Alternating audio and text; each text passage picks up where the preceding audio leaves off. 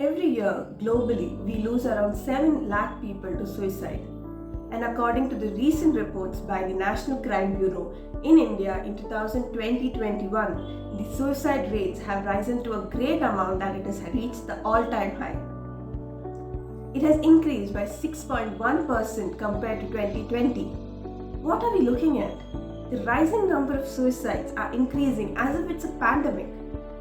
Today, being the Suicide Prevention Day, let's try to understand what we can do as individuals to reduce the incidence of suicide. World Suicide Prevention Day was established in the year 2003 by the International Association of Suicide Prevention along with the WHO.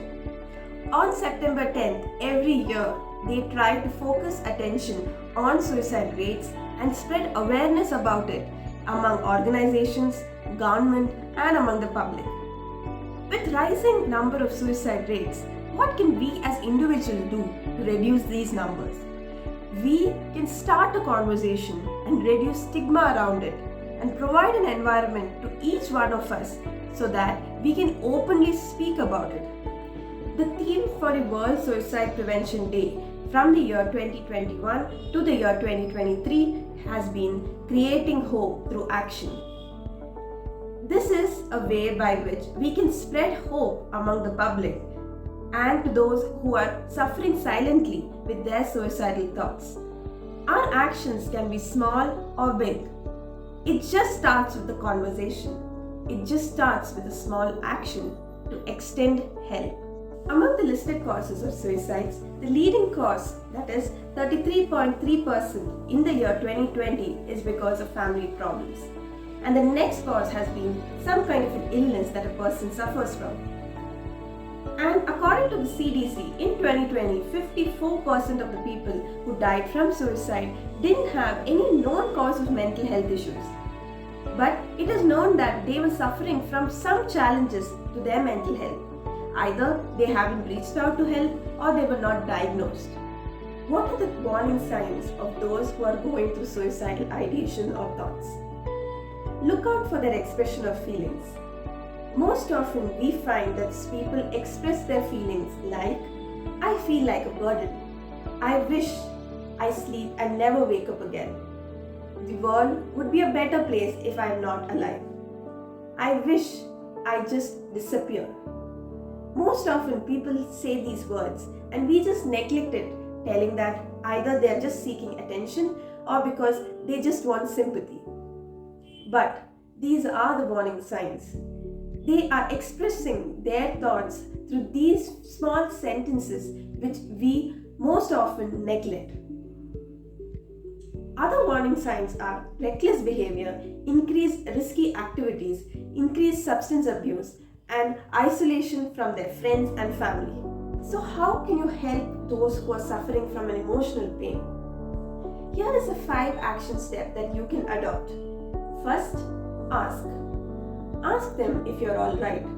Express your concern by, I feel you're not okay. Can we talk about it? Are you having thoughts of taking your life? Don't feel like a burden. I'm here to listen to you. These are few sentences by which you can express your concern and support. Second, make a safe environment. Create an environment where they can come to you and express their thoughts openly. Third, be there. Listen to them and acknowledge their feelings. Extend an ear to their feelings and thoughts. Fourth, help them to reach out for a professional help or suicide helplines.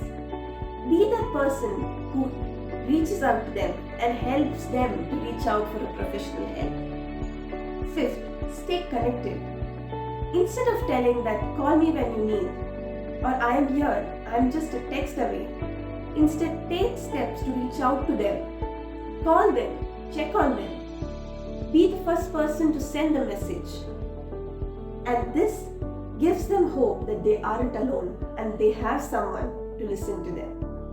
With rising number of suicide rates among the students, especially the teenagers, it is a great concern for a parent. As parents, what can you do to help your children? First, look out for warning signs. If you find any change in appetite, sleep, or observe isolation from family and friends, or having any disinterest in the things that the child enjoyed earlier, talk to them. Help them to understand their feelings and create an environment where they can express their thoughts openly to you. Second, be empathetic and calm. Instead of overreacting or expressing your thoughts and concern as how can you think like this, or you have a perfect life, what makes you think like this, tell them that you understand their thoughts and you understand they're going through some emotional pain, and let's try to sit and find an answer to it. Third, be calm but alert. Fourth, get professional help. It is extremely necessary the child receives the right treatment and the right support. So, do not hesitate and take your steps to help your child with a professional. Fifth, once the counseling or once the support is given to your child, it is extremely necessary to be that constant reminder for them. Remind them that it is going to be a long journey, but you are there for them. Be a constant encouragement for them, because dealing with your emotional pain isn't that easy, and it is very often seen that children bounce back to their original state. So it is essential for the constant support and encouragement you as a parent give your children. With all these information, let's all try to start a conversation about suicide and suicide prevention and extend a listening ear to people around us so that we can help them and we can prevent suicide attempts and suicide incidents to a great amount.